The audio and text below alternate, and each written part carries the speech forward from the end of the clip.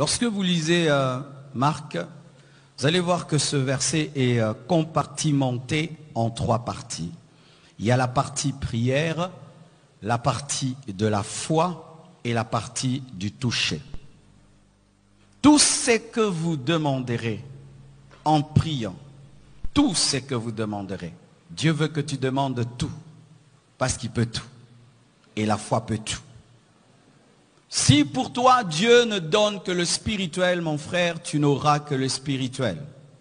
Si pour toi Dieu ne donne que le matériel, tu n'auras que le matériel. Et si pour toi Dieu donne des toutes petites choses spirituelles, tu n'auras que des toutes petites choses. Et si tu crois que Dieu donne des grandes choses matérielles, tu les auras. Dieu peut tout. Amen. Et moi, l'équilibre que j'ai, c'est que je maximise toutes les possibilités divines. Ça veut dire que si Dieu, dans le domaine matériel, veut me donner beaucoup, je prends beaucoup.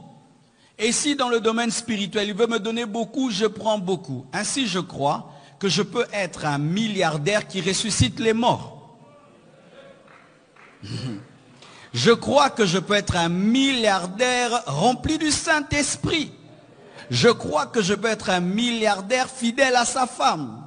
Je crois que je peux avoir la dimension spirituelle et la dimension matérielle. Parce que la Bible nous présente des hommes très très spirituels comme Jean, comme Paul. Et la Bible nous présente des hommes très très riches comme Abraham et comme Job. Et moi je veux le tout parce que Dieu dit tout. Ainsi ne limite pas Dieu lorsque Dieu ne se limite pas. Amen. Hein? Oh Dieu, moi donne-moi seulement les choses spirituelles. Dieu veut tout te donner, toi tu dis seulement les choses spirituelles. À moins que Dieu te dise, mon fils, toi sur la terre, tu n'auras que les choses spirituelles. Ok, comme tu m'as limité. Mais si Dieu ne t'a pas limité, pourquoi tu te limites? Amen. Hein? Moi je veux tout. Je veux le spirituel, la sainteté, la pureté, l'humilité. Je veux aussi des millions, je veux aussi des milliards, je veux des jets. Je veux aussi avoir un satellite. Alléluia, compassion. Oui, je veux tout ça. Et ce n'est pas un péché parce que c'est la Bible. Tout ce que vous demanderez, croyez l'avoir reçu. Croyez dans le présent, l'avoir reçu dans le présent. Et vous le verrez s'accomplir. Dans le français, il n'y a pas trop de différence entre recevoir et toucher. Mais dans le langage spirituel, il y a une grande différence entre recevoir et toucher. Recevoir, c'est recevoir avec la main de l'esprit. Et toucher, c'est toucher avec la main physique. Et tu ne peux toucher avec la main physique si ta main spirituelle n'a rien touché. Il faut d'abord toucher en esprit pour toucher avec la main physique. Tout ce que vous recevrez, tout ce que vous demanderez en priant, croyez l'avoir reçu spirituellement et vous l'enfanterez. En soi, l'exaucement, c'est un accouchement.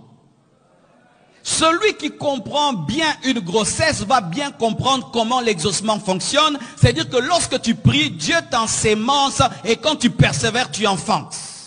Et une femme qui est déjà enceinte ne demande pas un bébé, mais elle demande la force d'accoucher. Et une fois que tu crois que Dieu t'a donné, ne demande plus, mais cherche comment tu seras exaucé. Donne-moi la main que je te prêche.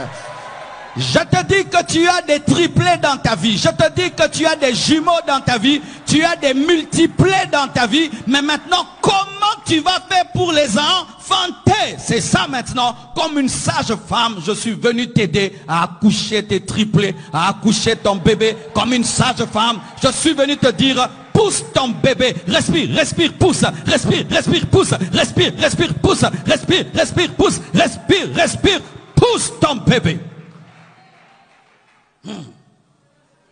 Recevoir spirituellement sans engendrer, c'est faire une fausse couche spirituelle.